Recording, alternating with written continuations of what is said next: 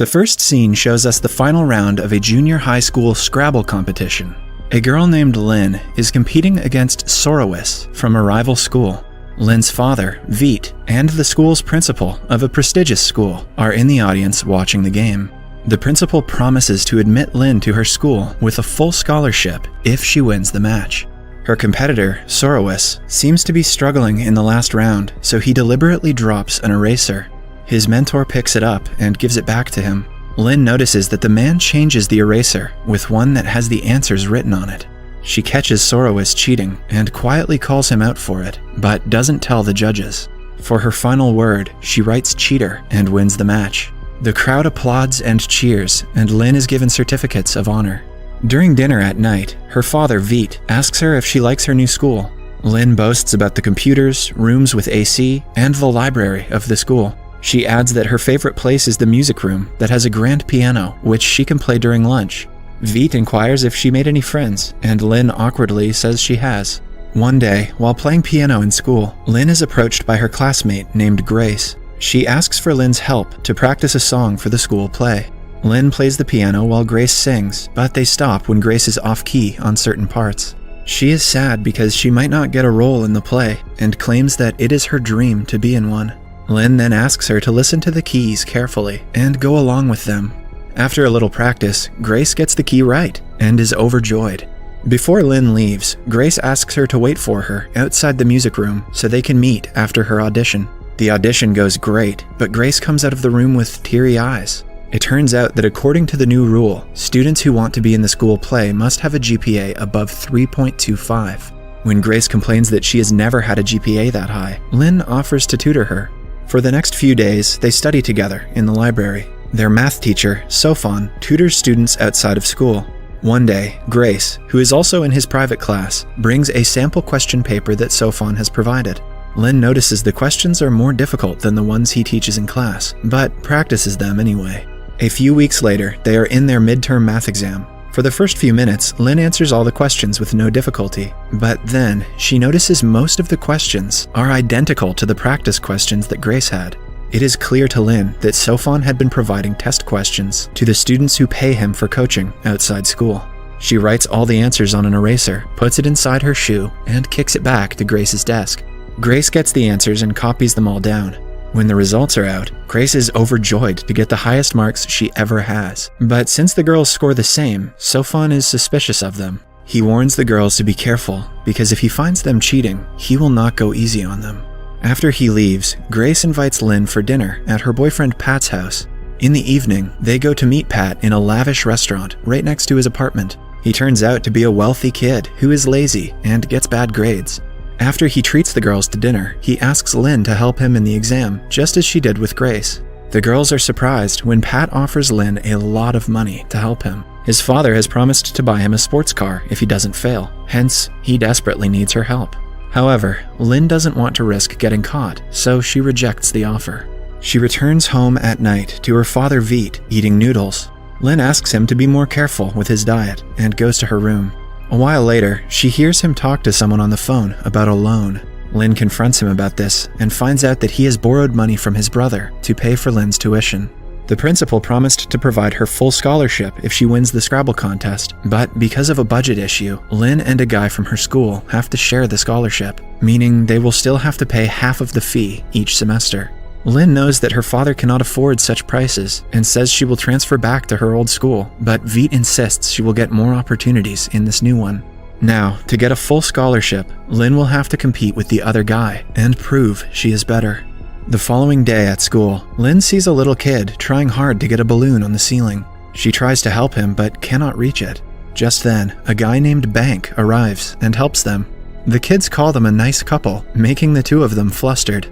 After the kid walks away, Lynn introduces herself and finds out Bank is actually the guy she is sharing her scholarship with. She asks him if they can still be friends, but Bank rejects her, saying that they're competitors. In the following scene, Lynn is back at Pat's apartment building. To pay for her father's loans and her tuition fee, she finally agrees to help him and Grace cheat in the exam. Her condition is that the couple will only get 3/4 of the answers, so their teacher won't suspect them. Pat accepts the deal. The following scene is their final exam of the first semester, and Lynn has to help both Grace and Pat alongside completing the test herself. Like earlier, she starts writing on an eraser, but stops when Sofan walks towards her. He keeps an eye on her throughout the exam and eventually notices her writing on the eraser. The man snatches the eraser and is surprised to see "You're slipping exam papers to students" written on it. He realizes she knows his secret and tries to reason with her, but Lynn hands him her answer sheet and walks out of the classroom. Sofan asks the others to continue and follows Lynn. Lynn remains adamant about telling the principal as Sofan tries to convince her otherwise. He even threatens to tell the principal that she let Grace cheat from her paper, but Lynn fires back, saying that Grace got good grades because of his tuition classes.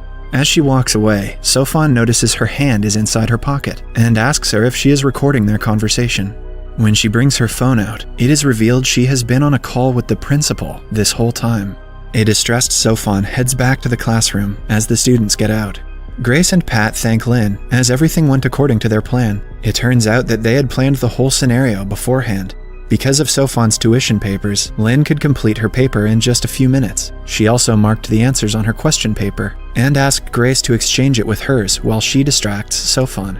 After that, Grace wrote the answers on an eraser and gave them to Pat, and all three of them did great on the exam. Moreover, Lynn had changed Pat's name on her phone to the principal's. That way, she wouldn't get Sofan kicked out, but still intimidate him. However, later at night, she gets numerous messages on a group chat saying that Sofan has been fired from the school. Lynn rushes to Pat's apartment again and asks him how did the principal know. Pat replies that he had recorded the phone call and sent it to the real principal because he believed Sofan could create trouble for them in the future. Lynn isn't happy about the move, but dismisses the matter. The next day at school, she again meets the same kid and finds out he is Sofan's son, who has been kicked out of the school because of his father's deeds. Lynn guiltily watches them go down the elevator. In the following scene, we are taken to Bank's laundry shop. He lives with his single mother, who is obsessed with lottery tickets. She has severe back problems, but because of their financial condition, they cannot afford to get it treated. Later in school, Bank and Lynn are called by the principal because she wants them to take part in a TV show quiz competition. Neither of them are willing to partner up, but the principal convinces them by declaring that this competition will decide who is going to get the next term scholarship among the two. Hence, even if they are partnered, the one who gives the most answers will get the scholarship. The very next day, they are on the set of the reality show. The quiz starts, and Bank gives the first right answer, followed by Lynn. The duo leads by 2 points, but is soon overtaken when Bank hastily says the wrong answer. Lynn suggests that he think and discuss with her before throwing random answers. If they go against each other, they might lose the quiz, so, for the last question, they discuss the answer. The other team answers first, but gets the answer wrong. At last, Lynn cites the right one and wins the competition. The following day, they are at the principal's office, where she tells them that Lynn has won a full scholarship. She asks Bank to apply for a scholarship again next semester, and dismisses them. After the meeting, Lynn tries to comfort Bank, but he ignores her. Later, we see him take his mother to a government hospital where they have to wait for hours for her turn. He also tells her that he didn't get the scholarship, but the mother quickly hides her disappointment and assures him she will collect the money before the next semester.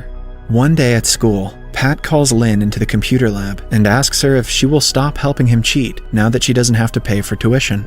He laughs at her when the girl says she doesn't need his money anymore. According to Pat, the school will still take fees for extracurricular activities that she probably doesn't know about.